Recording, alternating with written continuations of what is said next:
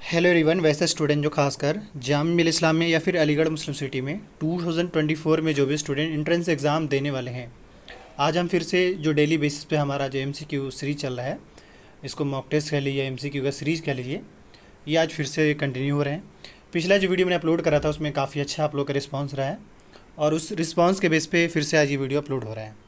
Important ये है कि आप जामिया के अंदर जिस किसी भी कोर्स में एंट्रेंस एग्ज़ाम दे रहे हैं, चाहे वो बैचलर्स के अंदर हो या मास्टर्स के अंदर हो, ये वीडियो आपको काफ़ी हेल्प करने वाला होगा क्योंकि क्वेश्चन पेपर उसी हिसाब से सेलेक्टिवली तैयार किया जा रहा है। चलिए अब स्टार्ट करते हैं।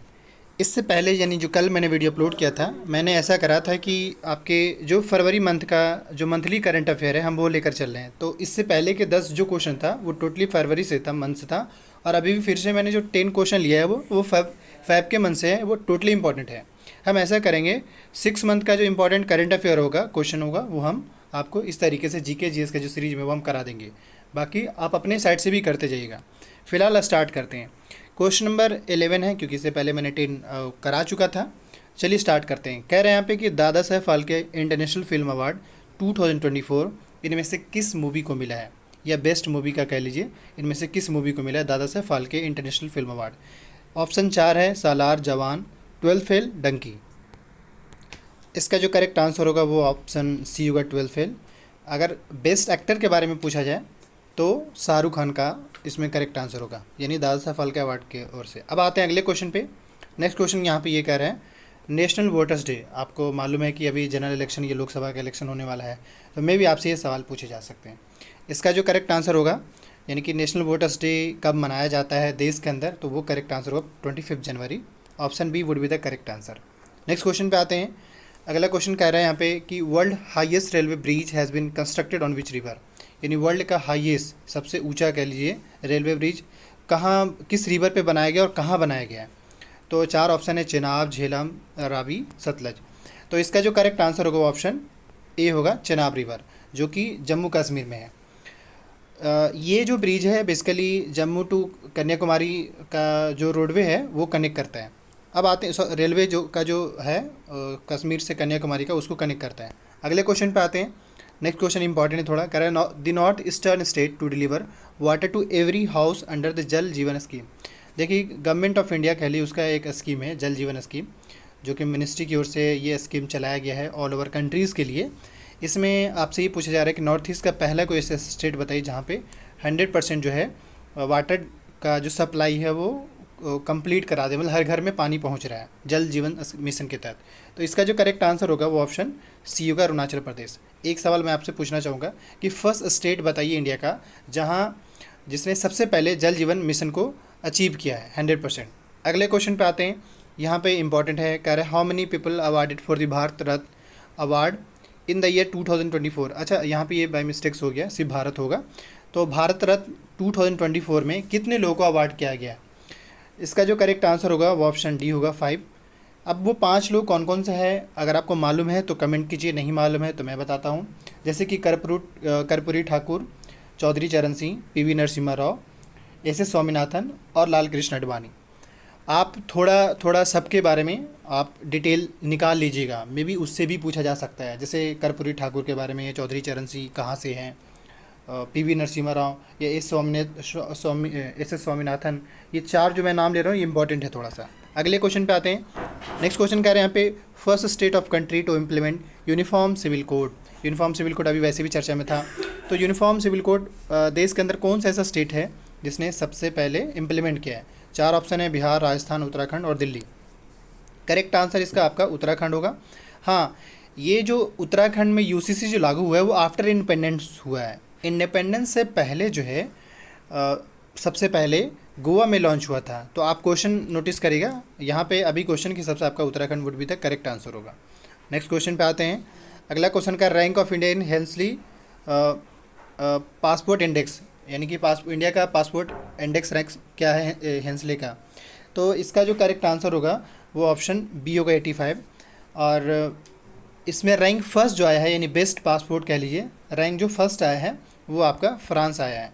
अब आते हैं अगले क्वेश्चन पे। ये क्वेश्चन भी इम्पॉर्टेंट है। कह रहे नेशनल साइंस डे, क्योंकि अभी थोड़ा सा चर्चे में रहे हैं, तो नेशनल साइंस डे जो मनाया जाता है वो 28/5 को मनाया जाता है। एक तो मैं ये बोलूँगा सिंपल सी बात है, कुछ इंपॉर्टेंट डेट जरूर याद करें, क्योंकि इंपॉर्टेंट डेट से पूछता ही पूछते हैं। अब आते हैं अगले क्वेश्चन पे। कह रहे which country is not a member of quad, इनमें यानी इनमें से कौन सा ऐसा मेंबर नहीं है क्वाड का। अभी कुछ दिन पहले जब वार छिड़ा हुआ था दो कंट्री के बीच में, तो क्वाड की कहीं ना कहीं बार बार सवाल खड़े हो रहे थे। तो इसका जो करेक्ट आंसर होगा, यानी 4 हैं टोटल क्वाड में, इंडिया, ऑस्ट्रेलिया, जापान और यूएसए है, और इसमें कौन नहीं है तो फ्रांस, तो D would be the correct answer होगा। अब आते हैं अगले क्वेश्चन पे। नेक्स्ट क्वेश्चन हमारा ये कह रहा है which country is the world most traffic city, यानी इनमें से कौन सा ऐसा शहर है जहाँ पे सबसे ज़्यादा ट्रैफिक होता है, यानी वहाँ के बाइक कह लीजिए, 4 व्हीलर गाड़ी का स्पीड सबसे कम होता है, कम स्पीड में चलना पड़ता है। तो इसका जो करेक्ट आंसर होगा वो ऑप्शन ए होगा, लंदन।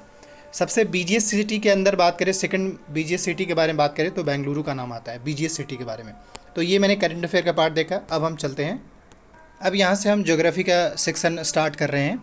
इंपॉर्टेंट ये है कि अभी चलिए क्वेश्चन नंबर 35 देखेंगे डायरेक्ट, क्योंकि इससे पहले क्वेश्चन मैंने ऑलरेडी अपलोड कर रखा है। जो आप अगर प्लेलिस्ट देखेंगे तो उसमें आपको क्लियरली समझ में आ जाएगा। जो ऑलरेडी मैंने जीके जीएस के नाम से प्लेलिस्ट बना रखा है उसको आप देखिएगा, कम से कम 8 से 10 लेक्चर वहाँ पे अपलोडेड है। चलिए स्टार्ट करते हैं। कह रहे हैं international boundary between India and China is demarcated, यानी कि इंडिया और चाइना के बीच में जो बाउंड्री है उस बाउंड्री को हम किस नाम से जानते हैं।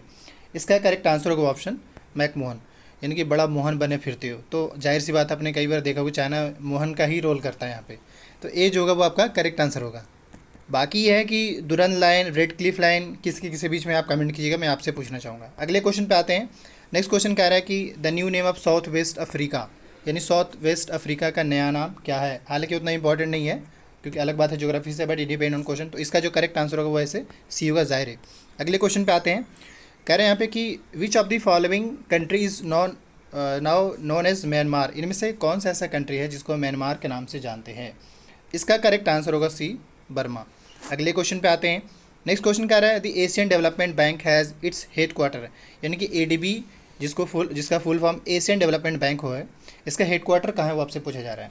दूसरा, मैं यहाँ पे अगर हेड क्वार्टर की बात आई है तो मैं आपसे कहूँगा कि जो यूएन बॉडीज है उसके जो हेड क्वार्टर हैं या उसके कुछ चीफ, जैसे कि WHO का चीफ हो गया, यूएन का चीफ, इसको जरूर देख लीजिएगा।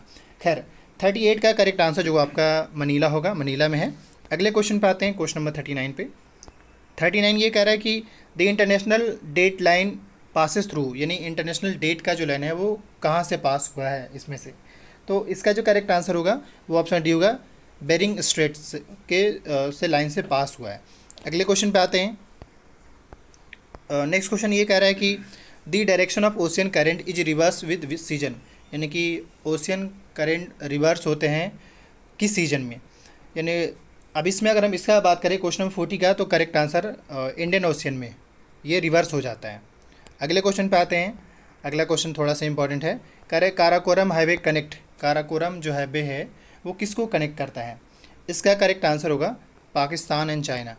नेक्स्ट क्वेश्चन पे आते हैं। अगला क्वेश्चन थोड़ा सा ठीक ठाक है। कह रहे Harare is the capital of, यानी कि हरारे किसका कैपिटल है। तो इसका जो करेक्ट आंसर है वो ऑप्शन सी होगा, जिम्बाब्वे। नेक्स्ट क्वेश्चन पे आते हैं। अगला क्वेश्चन यहाँ पे ये कह रहा है where is the SAARC secretariat situated, SAARC का सेक्रेटेरिएट कहाँ सिचुएटेड है। इसका जो करेक्ट आंसर होगा ऑप्शन सी होगा, काठमांडू। सार्क में कौन कौन से कंट्री है वो आप थोड़ा देख लीजिएगा, ये उतना इंपॉर्टेंट नहीं है, डाइगो गार्सिया रहने देते हैं। अगले क्वेश्चन पे आते हैं। कह रहे हैं यहाँ पे कि विच कैपिटल इज रॉन्गली मैच्ड, इनमें से किसका कैपिटल जो है रॉन्गली मैच्ड है, मैच नहीं कर रहा है। तो इसका जो करेक्ट आंसर होगा वो ऑप्शन डी, ग्रीक का एथेंस है ना, अंकारा लिखा हुआ है, ये गलत है, बाकी सब सही है। अगले क्वेश्चन पे आते थोड़ा सा इंपॉर्टेंट है। नेक्स्ट क्वेश्चन ये कह रहा है कि the dispute over Siachen glacier area belt is between, यानी कि जो डिस्प्यूट अभी कुछ दिन पहले ही आपने सुना था कि सियाचिन ग्लेशियर जो है किस किस कंट्री के बीच में डिस्प्यूटेड एरिया है। तो इसका जो करेक्ट आंसर होगा इंडिया एंड पाकिस्तान। ये ज्योग्राफी का सेक्शन रहा, इससे पहले करंट अफेयर का था। और अब हम यहाँ से मैं हिस्ट्री का कुछ इंपॉर्टेंट क्वेश्चन से ले लूँगा। क्वेश्चन है the sultan of Mysore was killed in bloody engagement in the, यानी कि मैसूर का जो सुल्तान था वो समझिए कि बहुत बुरे तरीके से उसको किल कर दिया गया था। तो इसका जो करेक्ट आंसर होगा वो ऑप्शन डी होगा, 4th मैसूर वार में। अगले क्वेश्चन पे आते हैं। नेक्स्ट क्वेश्चन थोड़ा इंपॉर्टेंट है। कह रहा रिवोल्ट ऑफ 1857 बिगैन एट, यानी कि 1857 का रिवोल्ट कहाँ शुरू हुआ था? इसका जो करेक्ट आंसर होगा वो ऑप्शन सी होगा, मेरठ से। अगले क्वेश्चन पे आते हैं। अब आपसे डेट पूछा जा रहा है, कह रहा है रिवोल्ट ऑफ 1857 बिगेन ऑन, किस डेट में 1857 का रिवोल्ट स्टार्ट हुआ था? तो 53 का जो करेक्ट आंसर है वो ऑप्शन ए होगा, 10 मई को। अगले क्वेश्चन पे आते हैं। नेक्स्ट क्वेश्चन इंपॉर्टेंट है, कई बार पूछा गया है। द सिस्टम ऑफ सती या sati system was abolished in India during the governor general of. तो इसका जो करेक्ट चार ऑप्शन है, lord Dalhousie, lord Hastings, lord William Bentinck, lord Wellesley. तो इसका जो करेक्ट आंसर वो ऑप्शन सी होगा, लॉर्ड विलियम वेंटिंग। अगले क्वेश्चन पे आते हैं। यहाँ पे अगला क्वेश्चन यहाँ पे ये कह रहा है कि with which of the following was Raja Ram Mohan Roy associated, यानी राजा राम मोहन राय किस से एसोसिएटेड है इनमें से? ये कहीं ना कहीं यहाँ पे रिलीजियस मूवमेंट को लेकर है। इसका जो करेक्ट आंसर वो ऑप्शन बी होगा, ब्रह्म समाज के फाउंडर राजा राम मोहन राय थे। ब्रह्म समाज। अब अगला क्वेश्चन पे आते हैं। कह रहा है यहाँ पे कि who was influence by Kalinga war, यानी कलिंग वार से कौन इन्फ्लुएंस हुए थे? चार ऑप्शन हैं। ऑप्शन में विक्रमादित्य, समुद्रगुप्त, अशोका, कनिष्क। तो इसका जो करेक्ट आंसर होगा वो ऑप्शन सी, अशोका। नेक्स्ट, इसके बाद ही तो अपने इस बैटल के बाद तो ये अपने बेटा बेटी को भेज दिया था धर्म का प्रचार करने के लिए, और ये खुद भी बुद्धिज्म के फॉलोअर थे। इन्हीं के टाइम में थर्ड बुद्धिस्ट काउंसिल भी हुआ था। अब आते हैं अगले क्वेश्चन पे। नेक्स्ट क्वेश्चन कह रहा है who are the first governor general of free India, यानी आज़ाद भारत के फर्स्ट गवर्नर जनरल आपसे पूछा जा रहा है कौन थे? तो इसका जो करेक्ट आंसर होगा ऑप्शन, इसका जो करेक्ट आंसर ऑप्शन ए होगा, लॉर्ड माउंटबेटन। अगले क्वेश्चन पे आते हैं। नेक्स्ट क्वेश्चन यहाँ पे कह रहा है कि हु फाउंडेड दी रिलीजन दीन इलाही। दीन इलाही के नाम से किसने रिलीजन लॉन्च किया था? इलाही कॉइन का नाम से भी उसने लॉन्च किया था। इसके अलावा इलाही के नाम से मेजरमेंट डिवाइस भी लॉन्च किया था। तो इसका जो करेक्ट आंसर होगा 58 का वो ऑप्शन डी होगा, अकबर से, या फिर मेडिवल हिस्ट्रीज तो आपसे वैसे ही पूछा जाता है, तो देख लीजिएगा। अगले क्वेश्चन पे आते हैं। कह रहा है Babur was invited to invade India by, यानी बाबर को किसने इनवाइट किया था इंडिया में अटैक करने के लिए, इन्वेड करने के लिए? इसका जो करेक्ट आंसर होगा, दौलत खान लोधी। अब आते हैं नेक्स्ट क्वेश्चन पे। अगला क्वेश्चन यहाँ पे कह रहा है कि the master craftsman who build the Taj Mahal came from, जिसने ताजमहल बनवाया नहीं बल्कि जो उसका क्राफ्टमैन जो था, आर्किटेक्चर कह लिए, वो कहाँ से आया था, ये आपसे पूछ रहा है। तो इसका जो करेक्ट आंसर है वो पर्सिया से आया था, जिनका नाम अहमद लाहौरी भी था। ये आए थे पर्सिया से। अब आते हैं अगला क्वेश्चन पे। नेक्स्ट क्वेश्चन कह रहे हैं यहाँ पे कि बारदोली सत्याग्रह किससे एसोसिएटेड है इनमें से? डॉक्टर राजेंद्र प्रसाद, महात्मा गांधी, सरदार वल्लभ भाई पटेल या विठल भाई पटेल? इसका जो करेक्ट आंसर वो ऑप्शन सी होगा, सरदार वल्लभ भाई पटेल। अब आते हैं नेक्स्ट क्वेश्चन पे। अगला क्वेश्चन यहाँ पे कह रहा है who is considered to be responsible for the decline of Mughal empire, इनमें से किनको मुगल एम्पायर के डिक्लाइन का रिस्पॉन्सिबल माना जाता है? तो इसका जो करेक्ट आंसर होगा वो ऑप्शन सी, तो इसका जो करेक्ट आंसर होगा वो ऑप्शन बी होगा, बहादुर शाह जफर, क्योंकि इसके बाद तो कहीं ना कहीं वो ख़त्म ही हो गया था। अब आते हैं नेक्स्ट क्वेश्चन पे। अगला क्वेश्चन यहाँ पे कह रहा है दी fifth Sikh guru Arjun Dev was sentence to death by, यानी कि सिखों का पांचवा गुरु जो है अर्जुन देव, उनको सेंटेंस यानी डेथ का वो सुना दिया गया था, किनके द्वारा? तो इसका जो करेक्ट आंसर है वो ऑप्शन सी होगा, जहांगीर के द्वारा। अब आते हैं अगले क्वेश्चन पे। नेक्स्ट क्वेश्चन कह रहे हैं यहाँ पे कि Netaji Subhash Chandra Bose organize the INA, Netaji Subhash Chandra Bose जो है एक ऑर्गेनाइजेशन बनाया था INA के नाम से, वो कहाँ बनाए थे? तो इसका जो करेक्ट आंसर होगा 64 का, वो ऑप्शन सी, सिंगापुर, जिसका फुल फॉर्म है Indian national army, Azad Hind फौज भी कह सकते हैं उसको हिंदी में। ये जो है नेताजी सुभाष चंद्र बोस के द्वारा ही ऑर्गेनाइज किया गया था सिंगापुर में। और अब आते हैं लास्ट क्वेश्चन के, इस वीडियो के लास्ट क्वेश्चन पे। कह रहा है the Kailash temple of Ellora was built by, यानी कि कैलाश टेम्पल किसके द्वारा बनाया गया था एलोरा में? इसका जो करेक्ट आंसर होगा वो ऑप्शन बी, राष्ट्रकूट के द्वारा। ये रहा आपका करंट अफेयर, आपके ज्योग्राफी और आपकी हिस्ट्री। पॉलिटी का अगला जो वीडियो अपलोड करेंगे, मतलब नेक्स्ट जो होगा, उसमें हम पॉलिटी भी कंसिडर करेंगे और नंबर ऑफ क्वेश्चन थोड़ा सा कम करेंगे। वीडियो अच्छा लगा हो तो लाइक कीजिएगा और अपने दोस्तों के साथ शेयर कीजिएगा। इट डिपेंड कि आपके रिस्पांस कैसे रहते हैं, उस हिसाब से नेक्स्ट वीडियो भी आएंगे। ये टोटली एंट्रेंस ओरिएंटेड और हर एक सेक्शन में आपको हेल्प करने वाला होगा। हाँ, यहाँ पे टोटल लगभग जो है 30 से 35 सवाल मैंने देखा है। तो आप ये कमेंट कीजिएगा आप पे टोटल कितने करेक्ट आंसर आए।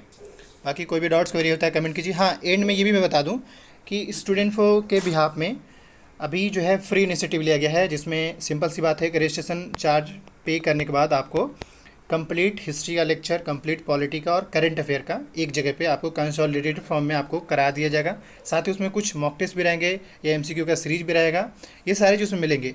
तो जिस भी कैंडिडेट को ज्वाइन करना हो, इसी वीडियो के डिस्क्रिप्शन बॉक्स में लिंक है, जहाँ से आप डायरेक्ट ज्वाइन कर सकते हैं। Thank you.